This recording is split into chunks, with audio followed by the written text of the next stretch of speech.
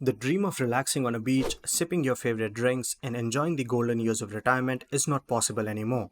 Why, after following every step of the social ladder, from getting good grades in school to getting a good job and saving for decades, this dream of having a good retirement is becoming impossible to achieve? And it's not that you aren't saving enough or your investments aren't making enough money. Even though you are doing everything right, the powers at play who are making retirement impossible for us are much bigger than we imagine. Retirement for a long time has meant the time in your life where you choose to permanently stop working.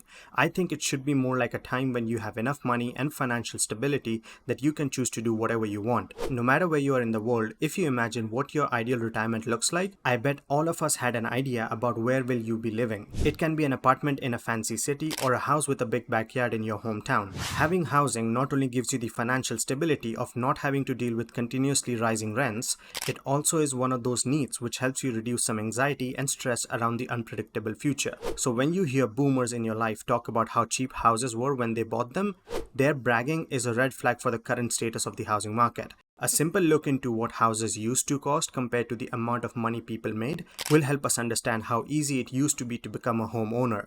For a good 40 years or so, from the 60s to the 2000s, the average cost of a house was under 5 times the amount of money you made.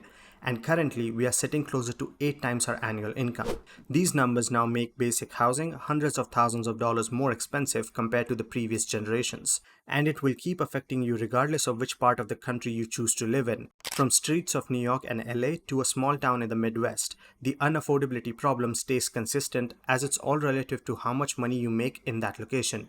The higher earners of our generation, like the investment bankers, lawyers, and so on, chase the big paychecks to these high cost of living cities. And on the other hand, people choosing to live in a smaller city with affordable housing will also have to make do with a smaller paycheck. This has forced our hands in renting longer and pushed the average first-time homebuyer's age in America to 36. All of this plays a massive part in your retirement plan, because with these crazy house prices, renting might seem like the best way to go. But over the years, the rent also increases a lot, whereas the typical 30-year fixed mortgage will be the same every month and will also help you build some equity. Sure, owning has higher monthly costs if you add up things like maintenance, HOA, and so on, but by taking a burden of paying these higher monthly costs, you are also getting the reward of any increase in the value of your property.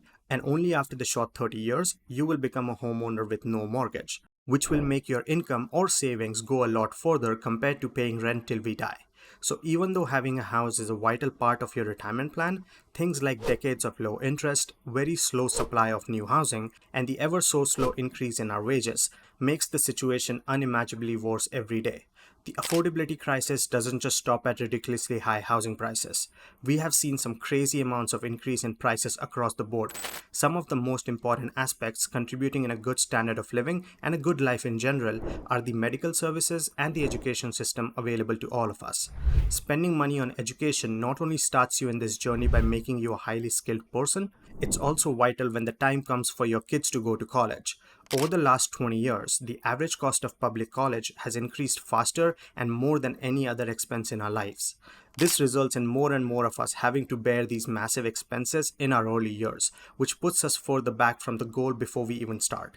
And the proof is in front of our eyes, as over 40 million Americans have student loans now, with the average balance being just over $37,000. So if you're thinking of paying your kids' college after you retire, think twice, because adding these costs mean now you have to save substantially more than you thought.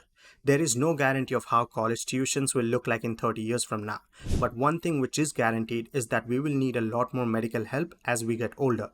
If you plan to retire in America, then be prepared to pay a higher amount in medical bills or medical insurance than basically any other country in the world. America as a society is already paying twice the amount on healthcare than any other high-income country.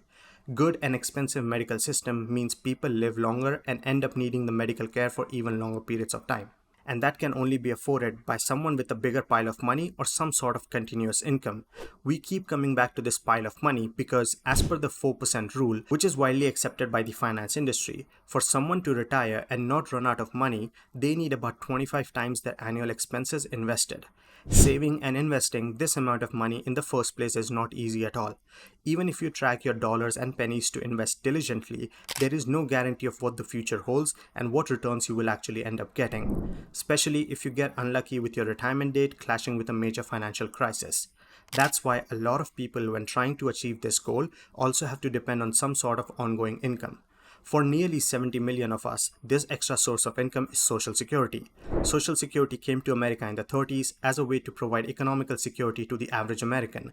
In today's time, this Social Security check averages to just over $1,700 a month, which adds up to a little more than $20,000 a year to live on.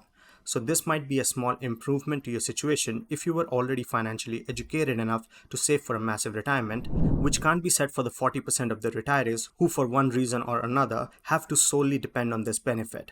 Imagine living your golden years with all the additional expenses which come with old age at just $20,000 a year. Unfortunately, even this $20,000 help from the government is not sustainable and has a very possible end in sight. See, this Social Security program doesn't just give you money out of thin air. We all contribute to this pile of money by paying payroll taxes. Everyone's paycheck will have this so-called FICA tax, which pays for all these benefits. So even if you be the ideal citizen and pay this tax for your entire adult life, there is no guaranteed benefit at the end, as the government is already projected to run out of this pile of money in the next 10 years or so. It's pretty scary to not being able to afford and plan for basic expenses like housing and education. So if you're in the same boat as me and think that this goal of retirement is slipping from our hands, let me know some solutions in the comments below and some things you are doing in your life to prepare for retirement. If you enjoyed the video, please like and subscribe. Thanks for watching.